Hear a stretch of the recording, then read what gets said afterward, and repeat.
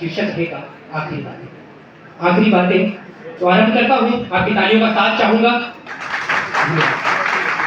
कि फौज में हुआ था मैं तो घर में कितनी खुशी आई थी। कि फौज में हुआ, घर वाले, बहन और छोटा भाई भी। पर अब आखिरी बात लिखने का वक्त है। अनगिनत गोलियां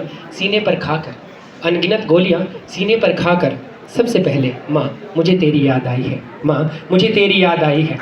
एक बालक जब भी हमें कहीं लगती है, हमें कुछ होता है, तो हम सबसे पहले माँ को याद करते हैं। तो एक सैनिक अपनी माँ को याद करते हुए उनको लिख रहा है कि दुश्मन थे ढेर सारे, पर तेरे लाल ने सबको मार गिराया है। दुश्मन थे ढेर सारे, पर तेरे लाल ने सबको मार गिराया है।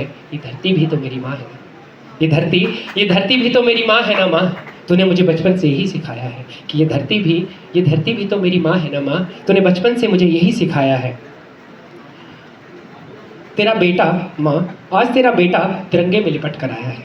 जरा इस भाव को समझिएगा। एक माँ घर में बैठी हुई जो ये सोच रही है कि उसका बेटा देश की रक्षा कर रहा है, जब वो तिरंगे में लिपट कर आएगा तो उस माँ का भाव क्या रहेगा।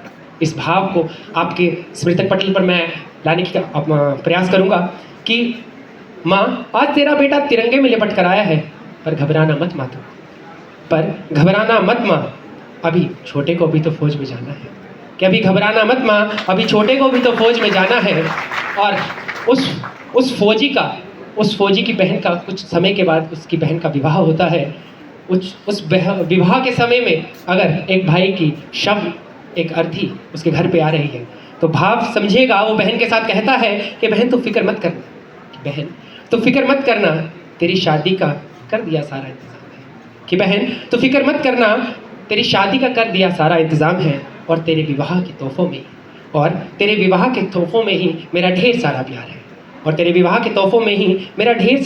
है। माफ़ करना मुझे अगर तेरा भाई ये फ़र्ज़ निभा ना पाया। और इस राखी मैं घर आ ना पाया।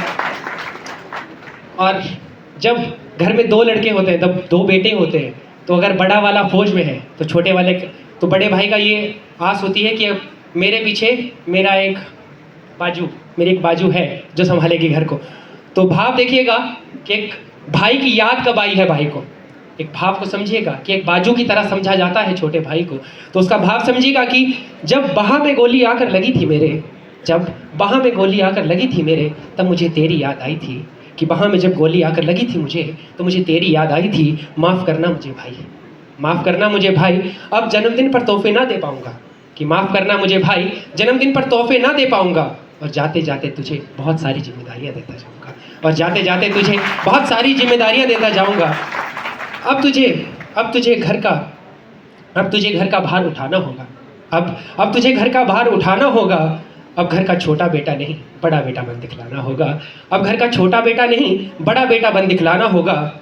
और किन जिम्मेदारियों की बात कर रहा है वो आपके समक्ष रखना चाहूँगा कि मेरे जाने के बाद माता पिता को तुझे ही संभालना होगा। और बहन के जिद करने पर तुझे हर तोहफा दिलाना होगा। कविता को अंत की ओर लेके जाऊंगा, आपकी तालियों का साथ चाहूंगा कि अंतिम विदाई में एक भाई से कह रहा है कि अंतिम विदाई में रोना ना तू, मेरे शव को गर्व से मुख अग्नि देना। ना बहाना आंखों से नीर, और कोई पूछे मेरे बारे में तुझसे। अंतिम दो पंक्तियां आप सभी के समक्ष रखूंगा, आपकी तालियों का उत्साह चाहूंगा, फौज के प्रति आपका समर्पण चाहूंगा कि कोई पूछे मेरे बारे में तुझसे तो उन्हें इतना बता देना कि एक भाई वतन के लिए कुर्बान हुआ और दूसरा भाई वतन की सेवा के लिए तैयार हुआ। धन्यवाद। जय हिंद।